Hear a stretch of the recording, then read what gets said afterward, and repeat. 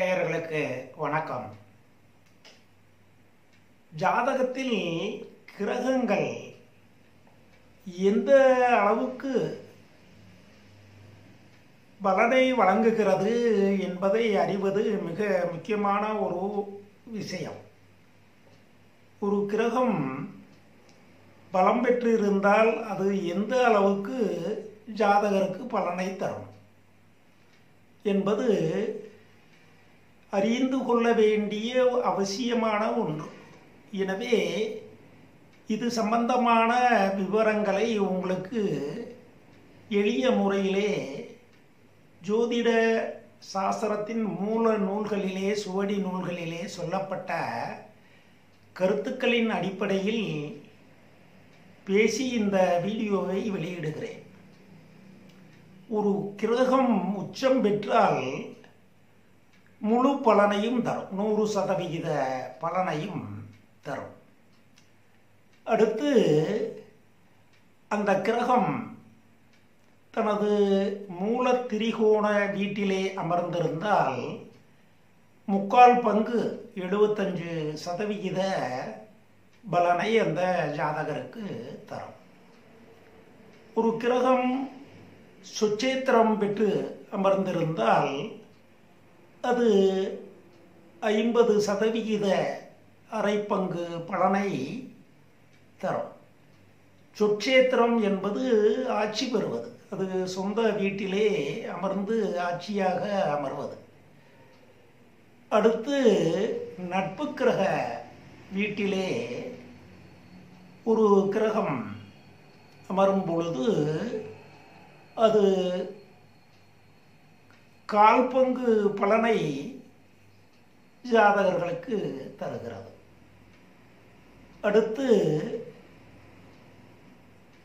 பகை கிரக வீட்டிலே ஒரு கிரகம் அமரும்போது 1/4 பங்கு பலனை ஜாதகர்களுக்கு தருகிறது.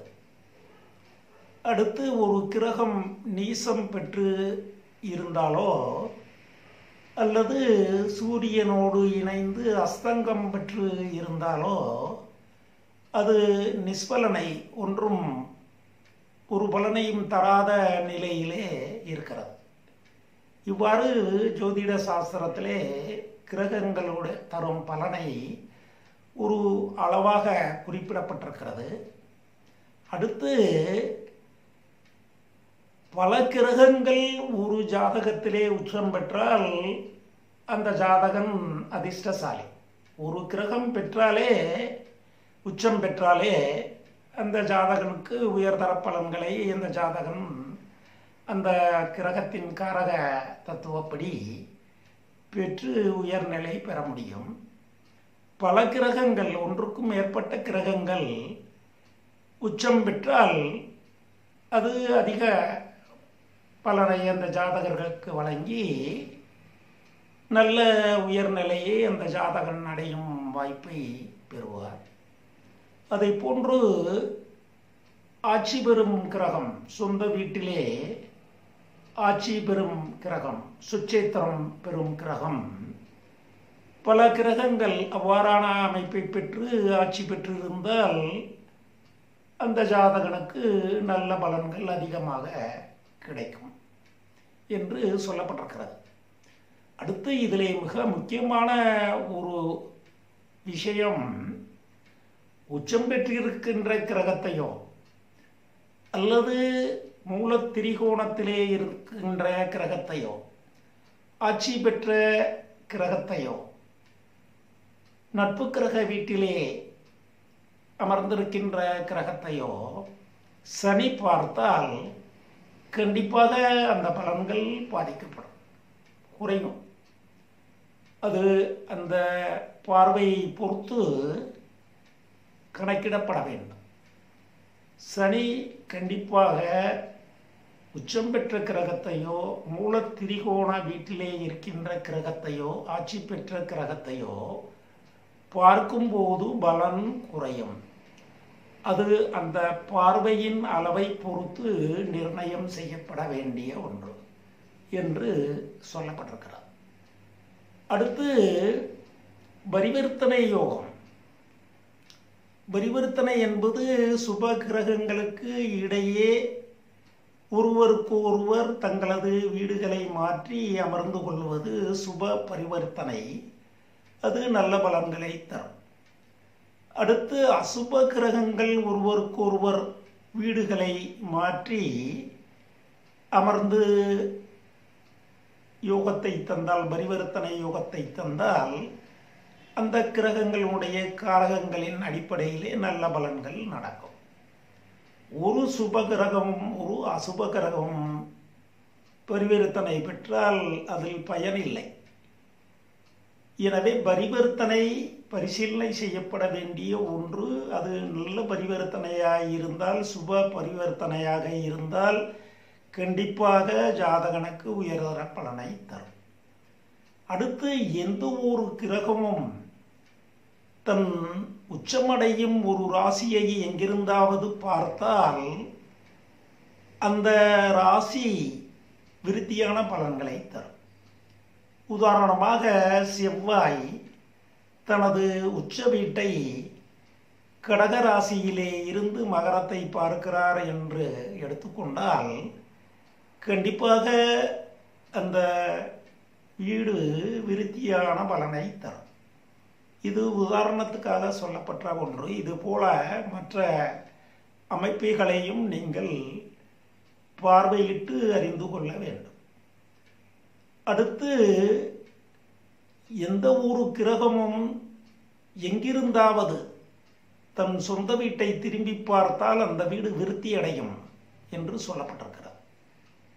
அது எந்த கிரகமாக இருந்தாலும் சரி, எங்கிருந்தாவது தனது சொந்த வீட்டை பார்த்தால் அந்த வீடு விருத்தியான பலனை தரும். எவ்வாறு சொல்லப்பட்டிருக்கிறது. அடுத்து ஒரு கிரகம் தனது சொந்த வீட்டில் இருக்கும்போது என்ன மாதிரி பலனை தருமோ அதை போன்ற பலனை அந்த கிரகம் பெறும் யோகத்தை, ஏதாவது ஒரு யோக நிலையிலே அந்த கிரகம் இருந்தால் அந்த கிரகத்தினுடைய வீடும் யோகத்தை பெறும். யோகமான பலன்களை அந்த வீடும் தரும். இவ்வாறு ஜோதிட சாஸ்திரத்திலே கிரகங்கள் எவ்வாறு அமைகிறது, அந்த அமைவிற்கு எந்த அளவுக்கு ஜாதகருக்கு பலன் தரும் என்ற ஒரு அளவீடு கணக்கு நிர்ணயம் செய்யப்பட்டிருக்கிறது. இந்த அளவின்படிதான் அந்த கிரகங்கள் பலனை தரும். எனவே ஜோதிட சாஸ்திரத்தின் விதிமுறைகளிலே சொல்லப்பட்ட சிறு சிறு விவரங்களை எல்லாம் உங்களுக்கு வரிசையாக வீடியோவாக தொகுத்து பேசி வழங்கி வருகிறேன். இவற்றை நீங்கள் உங்கள் ஜாதகம், உங்கள் குடும்பத்தார் ஜாதகங்களை ஆய்வு செய்யும் போது கண்டிப்பாக நீங்கள் இவ்வாறான அமைப்புகள் அந்த ஜாதகங்களிலே இருக்கிறதா, அமைப்பு பெற்றிருக்கிறதா என்பதை அறிய முடியும்.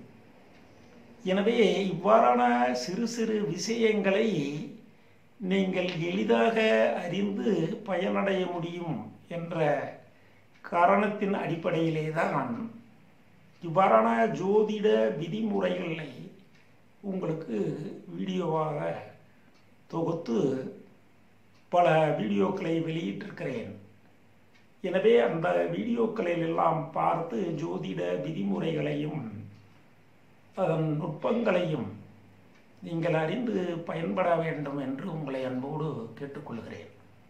இந்த வீடியோவை காணும் எனது அன்பிற்குரிய நேயர்கள் எனக்கு சப்ஸ்கிரைப் செய்து ஆதரவு தர வேண்டும் என்று உங்களை அன்போடு கேட்டு, உங்கள் அனைவருக்கும் வாழ்க வளர்க வளம் பெறுக என்று எனது வாழ்த்துக்களை தெரிவித்து என் வணக்கத்தையும் உங்களுக்கு கூறி விடைபெறுகிறேன். நன்றி, வணக்கம்.